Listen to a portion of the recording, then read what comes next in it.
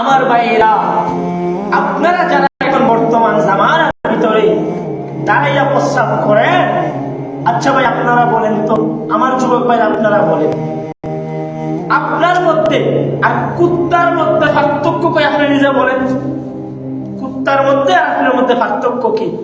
খাড়াইয়া দাঁড়াইয়া মধ্যে তো কুত্তা জানোয়ারে যেন ফায়ানো দাঁড়ায় শেষ করে দেয়।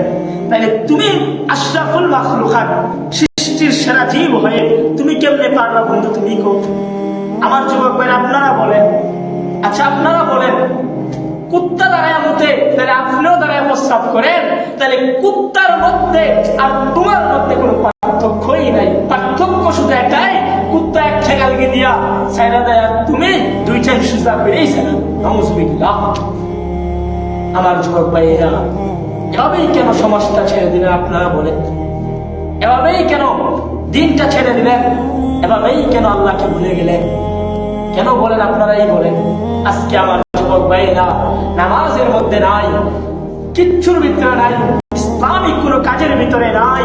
আমার যুবক ভাইয়েরা শুধু গান বাজনা, নাটক, সিনেমা, অসিব্য বেহায়াপনার ভিতরে আজকে আমার যুবক ভাইদেরকে পাওয়া যায়, যে মুসলমানের সন্তান, মুসলমানের ঘরের সন্তানকে ওই গান বাজনার ভিতরে কোথায় গায়ের হলুদ হয়েছে, কোথায় না গান বাজনা যেখানে হয় সেখানে আমার মুসলমান ভাইদেরকে দেখা যায়। তুমি কেমন নবীর উম্মত তুমি?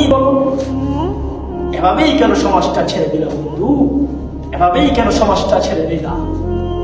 বলো আমার যুবক ভাইয়েরা।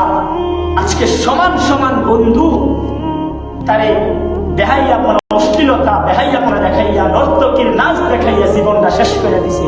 সমান সমান বন্ধু, সমান সমান বন্ধু তোমার জীবনটা শেষ করে দিছে। মনে রাখো আমার যুবক ভাইয়েরা, আজকে 500 টাকা দিলে নেতার পিছনে গুইরা হুন্ডা দিয়ে দৌড় দিয়ে চলে যায়। 500 টাকা দিলে, আর আমার রব, তোমার রব সারাটা দিন সারাটা জীবন তোমারে খাওয়াইলো দাওয়াইলো, সারাটা দিন তোমারে 3 বেলা খাওয়াইলো, 3 বেলা খাওয়ার পরেও আবারও খাওয়াইছে।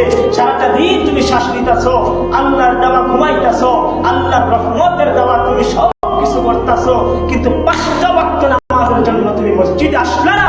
তোমার মতো বেঈমান, তোমার মতো অসভ্য বেয়াদব গাদ্দার দুনিয়ার জমিনে কেউই না। মনে রাখিস বেটা। আমার যুবক ভাইয়েরা মনে রাখো, আজকে যাদের সাথে চলাফেরা করে নর্তকীর নাচ দেখতে নষ্ট হইছ, আজকে যাদের সঙ্গে তুমি নর্তকীর নাচ দেখতে গেছো, ওই তাদেরকে তুমি মনে রাখো। আসলে ময়দানে আল্লাহ তাআলা বলবেন, ওয়াকাযালিকাল ইয়াউমা তুফা, আমি তোরে ভুলে গেলাম, যা ইন্তিকাল বেটা যা, ইন্তিকাল তোরে আমি ভুলে গেছি। ওয়াকাযালিকাল ইয়াউমা তুফা, আল্লাহ বলবেন যা তুই এখানে চলে যা, তোরে আমি আজ থেকে ভুলে গেলাম। এখন তোর নেতারে ডাক, এখন তোর ভাই ব্রাদার তাদেরকে ডাক। আল্লাহ তাআলা বলবেন উহশুরুল লাযীনা যালামু ওয়া আযওয়াজাহুম, আল্লাহ বলবেন ফেরেশতাদেরকে, এই ফেরেশতারা এই নাফরমানের ভাইকে তুলে আনো, এই নাফরমানের সহযোগীকে তুলে আনো, তারপর ওই নাফরমানের নেতাকে তুলে আনো, এই তিনজনকে একত্র করো। বন্ধু আল্লাহর কসম, তাদেরকে তুমি জিজ্ঞেস করিল হাসরের ময়দানে তোমার জন্য একটু সুপারিশ করতে। আল্লাহর কসম বলছি বন্ধু, সেদিন আটকে যাইবা সেদিন।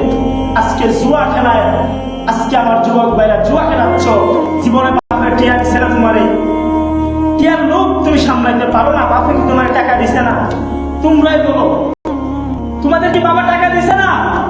এই জুয়া খেলো। হ্যাঁ, আমি কয়েকদিন আগে এই যে মাহফিলের পরের দিন জুয়া খেলতেছে দেখলাম, আমি জিজ্ঞেস করছি শুধু জুয়াটা খেলেন কেন, এটা কি একটা পরিবেশ? আমাকে ধমক দিছে আমাকে, যে তোর সমস্যা কি? আমাকে বলো তোর সমস্যা কি? জুয়া খেলে আর যা করি, তোর সমস্যা কি? আমি জিজ্ঞেস করেছিলাম, ভাই জুয়া খেলেন না, আমাকে বলে আমাকে চোর মারবে। তাইলে আমার যুবক ভাই আপনারা বললেন, আপনারা কোন দিকে আছেন? আপনারাই বলেন আমার যুবক ভাইয়েরা, তোমরা এখনো ইসলামের প্রতি আসলে না। একদিন মনে রাখো, এই হাসতে হাসতে কাঁদতে কাঁদতে তোমার জীবনটা এভাবেই চলে যাবে। এভাবেই দেখবা 40 বছর 50 বছর হয়ে গেছে। এভাবেই আল্লাহ তাআলা বলেন, বান্দা নাফরমান বেশি করো না, নাফরমানের লম্বা গুনার খাতারে তুমি বেশি বাড়াইও না, আমি কিন্তু গুমরাহির সিল মেরে দিই। আল্লাহ তাআলা সূরা বাকারার ভিতরে 6